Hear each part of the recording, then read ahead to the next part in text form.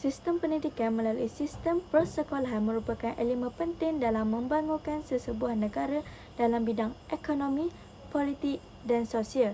Sistem pendidikan bukan sahaja berperanan untuk memberi pendidikan kepada masyarakat semata-mata, bahkan menjadi wadah perjuangan untuk menyampaikan nilai-nilai murni dalam mencapai perpaduan kaum khususnya di negara kita, Malaysia. Sebagai sebuah negara yang terdiri daripada pelbagai kaum dan agama, pelaksanaan sistem pendidikan haruslah bersesuaian mengikut keperluan semasa masyarakat Malaysia. Sistem pendidikan yang terbaik adalah sistem persekolahan yang meliputi seluruh kehidupan masyarakat Malaysia, di mana tidak terhenti apabila seseorang individu itu tamat pengajian di institusi-institusi pengajian tinggi. Pendidikan di Malaysia adalah sepanjang hayat dan perlu untuk meneruskan sumbangan dalam memartabatkan bangsa dan negara. Dalam proses ini, segala kebolehan semula jadi lahir dengan sendirinya mengikut kehendak dan peraturan semula jadi Mok Song Sang tahun 2000. Oleh itu, masyarakat dan pendidikan haruslah bergerak seiring kerana pendidiklah yang membentuk acuan seseorang individu tersebut. Oleh yang demikian, penulisan ini akan membincangkan berkenaan sistem pendidikan di Malaysia yang telah mengalami perubahan dari zaman sebelum merdeka sehingga hari ini. Hal ini demikian kerana sistem dan dasar pendidikan di Malaysia seiring mengalami perubahan, terutamanya laporan-laporan pendidikan yang telah dikeluarkan. Selain itu, penulisan ini juga akan melakukan satu analisis terhadap sistem pendidikan tersebut serta membincangkan isu pelaksanaannya.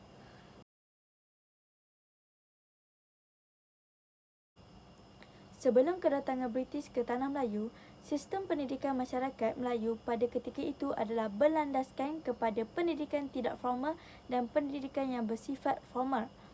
Pendidikan tidak formal yang dimaksudkan ialah pendidikan yang berkisar kepada pembelajaran secara turun-menurun yang diwarisi kepada generasi seterusnya.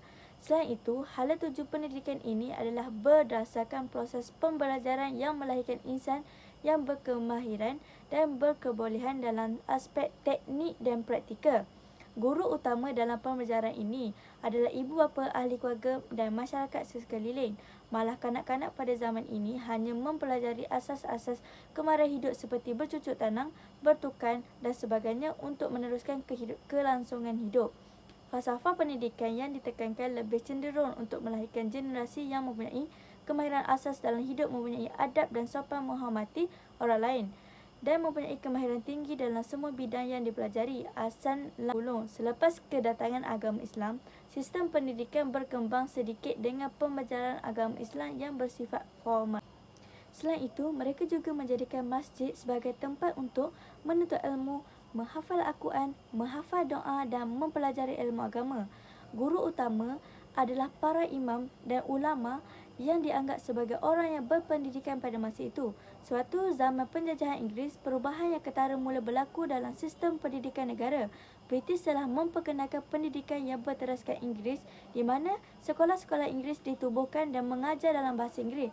Namun begitu, masyarakat Melayu tidak mendapat kesan yang positif kerana kebanyakan anak-anak Melayu pada ketika itu tidak mahir dalam berbahasa Inggeris. Selain itu, yuran yang mahal serta jarak sekolah juga menghalang masyarakat Melayu untuk menghantar anak-anak mereka ke sekolah.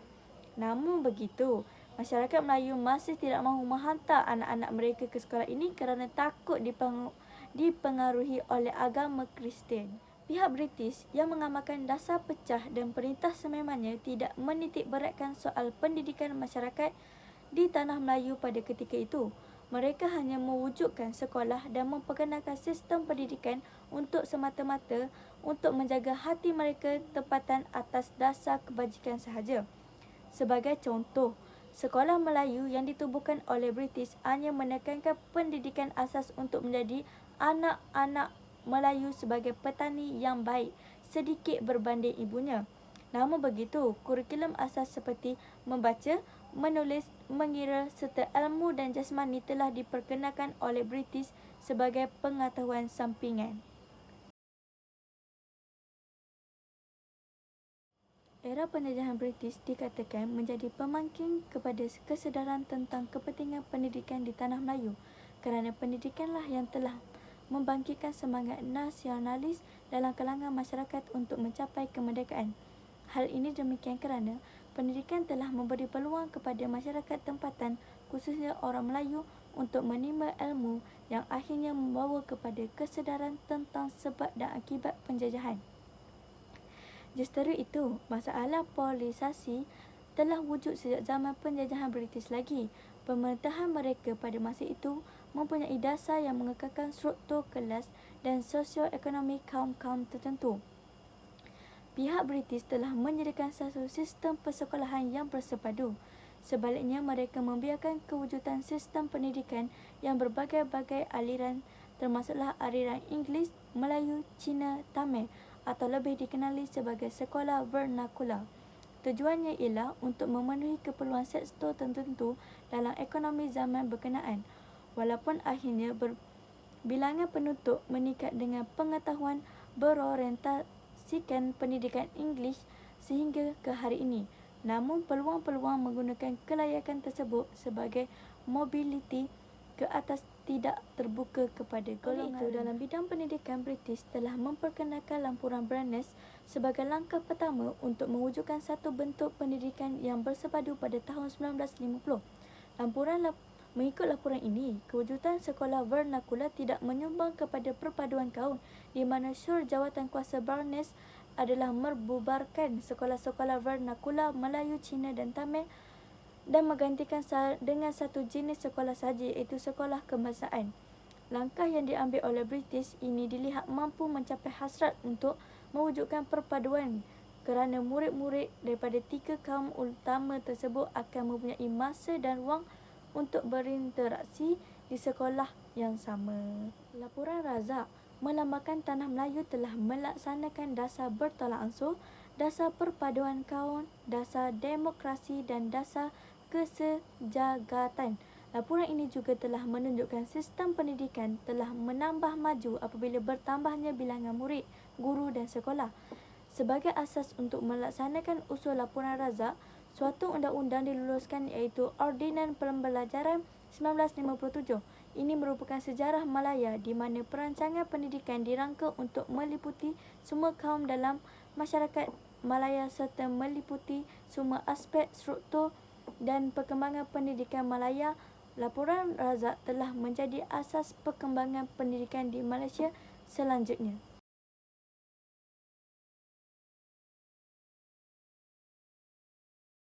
Perkembangan sistem pendidikan di Malaysia selepas merdeka bermula pada tahun 1963 hingga 1975. Tahap pertama 1963-1965 pula menekankan pelaksanaan Akta Pelajaran 1961. Antara yang dilaksanakan dalam tahap pertama ini termasuklah pemansuhan peperiksaan maksud sekolah menengah 1964, penubuhan sistem pendidikan aneka jurusan 1965 dan penubuhan pusat latihan daerah.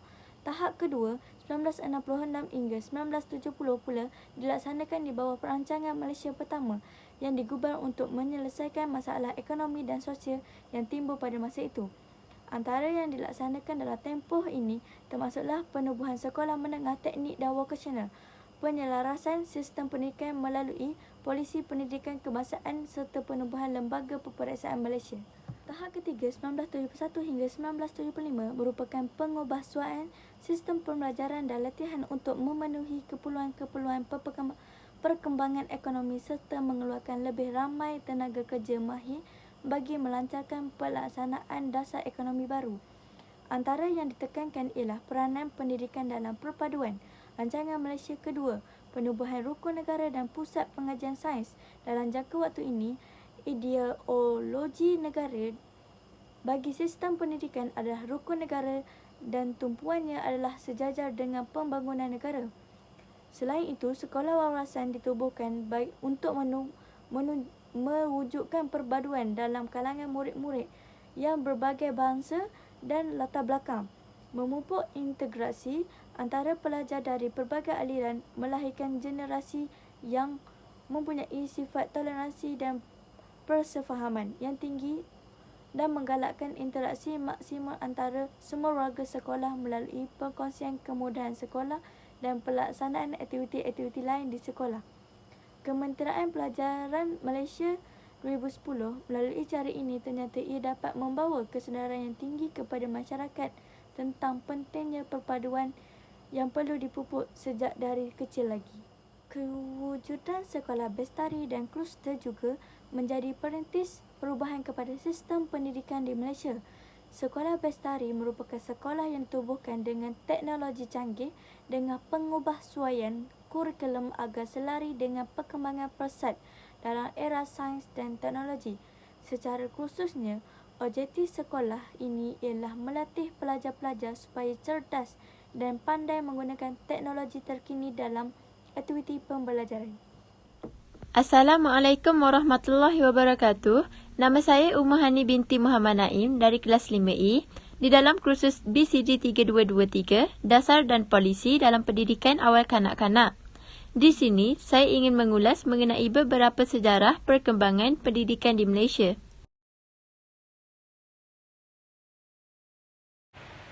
Isu-isu dan cabaran pendidikan semasa.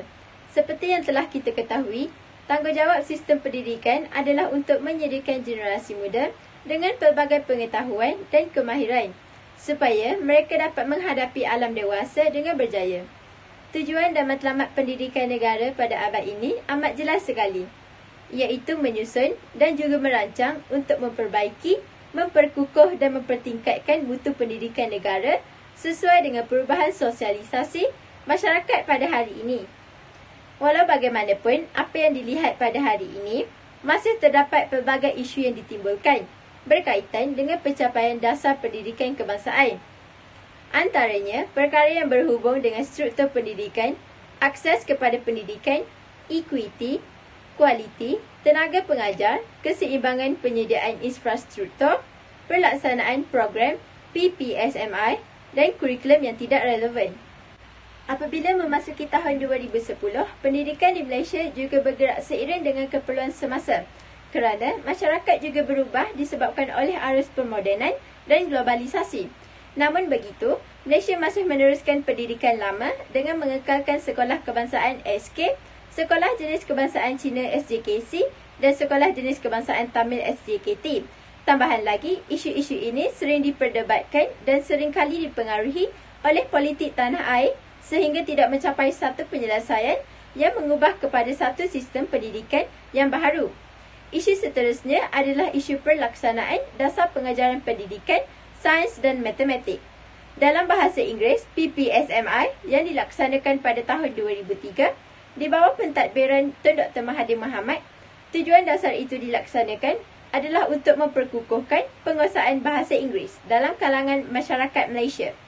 Namun begitu, setelah 7 tahun dilaksanakan, dasar ini dimansuhkan pada tahun 2012 disebabkan timbulnya pelbagai tentangan daripada pelbagai pihak, terutamanya orang Melayu. Selain itu, masalah lain yang timbul ialah pengisian kurikulum dan aktiviti co-kurikulum yang menjadi penentu kepada perkembangan murid-murid dan pelajar-pelajar. Hal ini penting kerana ia akan memberi kesan sama ada positif atau negatif dalam pembentukan jati diri dan disiplin pelajar. Hal ini demikian masyarakat perlu memahami bahawa penggubalan kurikulum dan co-kurikulum dalam sistem pendidikan sedia ada adalah berlandaskan kepada keperluan pembentukan negara Malaysia sebagai sebuah negara demokrasi. Akhir sekali, masalah-masalah yang berkaitan dengan pendidikan bermatlamatkan perpaduan dapat diringkaskan melalui masalah isu berbangkitkan mengenai hak bumi putera dan bukan bumi putera, jurang pencapaian pendidikan antara orang Melayu dengan orang bukan Melayu melalui pekerjaan dan pendapatan, masalah keciciran pelajar Melayu dan bukan Melayu, kurang interaksi sosial antara Melayu dan pelajar bukan Melayu, terutamanya selepas waktu persekolahan, kurang memahami sejarah negara dan kurangnya pengetahuan dan tidak memahami budaya adat resam dan amalan kaum lain.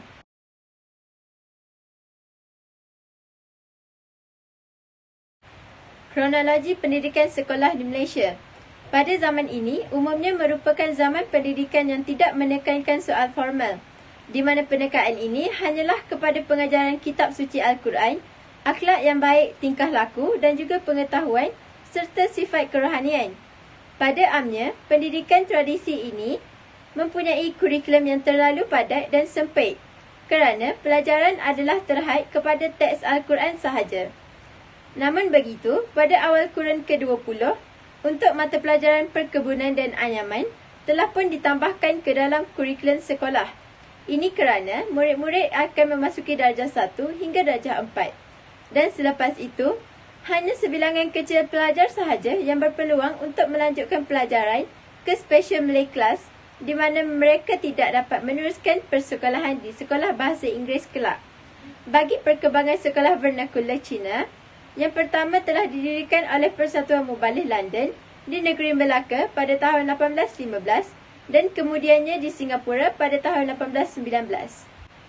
Seterusnya, perkembangan sekolah vernakular Tamil ianya bermula semasa perkembangan ladang getah, kelapa sawit, gula dan juga kopi di tanah Melayu. Terdapat ramai buruh dari negara India yang telah diambil untuk bekerja di estet-estet. Untuk pendidikan dalam bahasa Tamil, diberi sebuah sekolah cawangan Singapore Free School mulai tahun 1834. Pada peringkat awal perkembangan sekolah Inggeris, kebanyakan sekolah Inggeris ini ditubuhkan daripada hasil usaha kaum mubalik Kristian.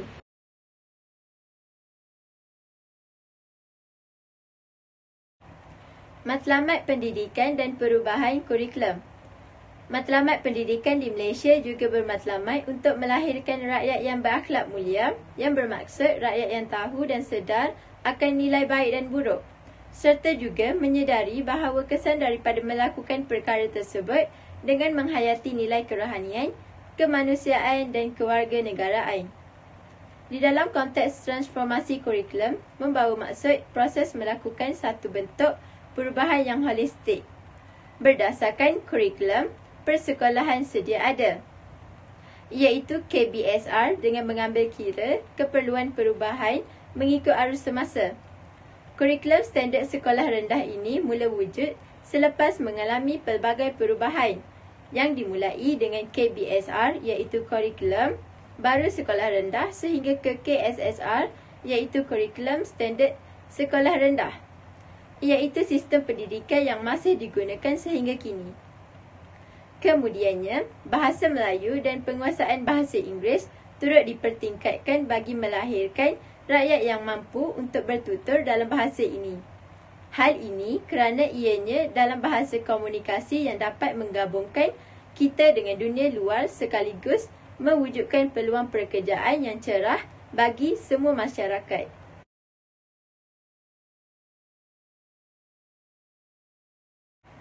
Kesimpulan, perkembangan pendidikan di Malaysia ternyata mengalami banyak perubahan, terutamanya sejak zaman penjajahan sehinggalah zaman selepas kemerdekaan. Perkembangan masyarakat seiring dengan perkembangan dasar-dasar negara yang sentiasa ditambah baik bagi memastikan keperluan rakyat terbela. Aspek-aspek murni amat penting dan ditekankan dalam pendidikan kerana sebagai sebuah masyarakat yang majmuk, nilai-nilai murni perlu ada dalam diri setiap warga negara. Pencapaian matlamat perpaduan negara yang kukuh, seluruh masyarakat perlu berganding bahu seiring dengan usaha nilai murni kerajaan melalui dasar-dasar dan rancangan baharu. Oleh sedemikian, pendidikan adalah pemangkin negara bangsa. Usaha menyemai semangat perpaduan di kalangan rakyat hendaklah dilakukan di peringkat seawal usia lagi. Ini kerana kanak-kanak ibarat kain putih adalah menjadi tanggungjawab kita yang dewasa untuk mencorakkannya.